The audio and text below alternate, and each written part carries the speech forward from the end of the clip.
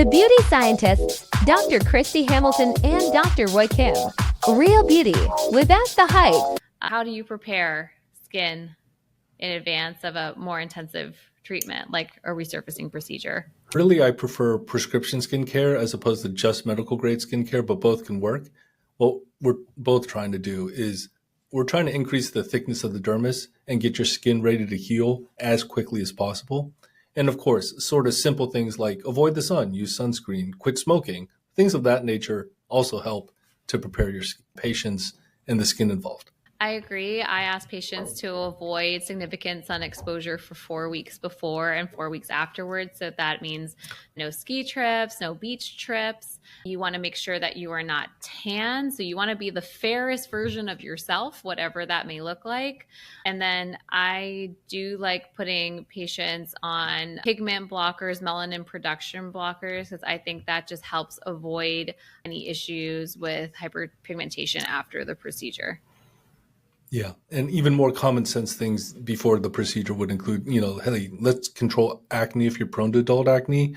If you have a history of breakouts with herpes or with cold sores, you want to bring that up with the plastic surgeon because we want to suppress it during the procedure. Yeah. And a lot of people, this is a very common virus out there. Like a lot of people get cold sores. A lot of people have been exposed to the virus and they don't even know it. And maybe they've never had a cold sore before, but after a treatment like this, it might bring it out. And so a lot of us put all significant resurfacing procedure patients on prophylactic or preventative Valtrex or something similar when they're undergoing these procedures. Yeah. And in terms of sort of the social stigma, you have to understand that we're talking about herpes as a virus. There are a couple of variations, and cold sores are transmitted by kissing someone. So this is like, this could be your grandmother. This could be like when you were a kid. So it doesn't imply anything.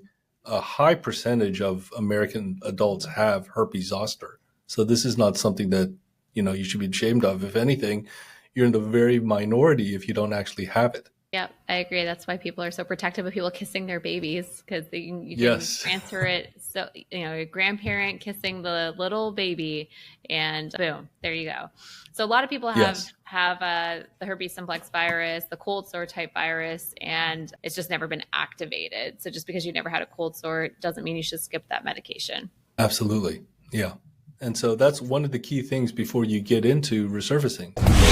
Thank you for joining us on The Beauty Scientists. Be sure to visit thebeautyscientists.com and learn more about modern beauty and connect with Dr. Hamilton and Dr. Kim.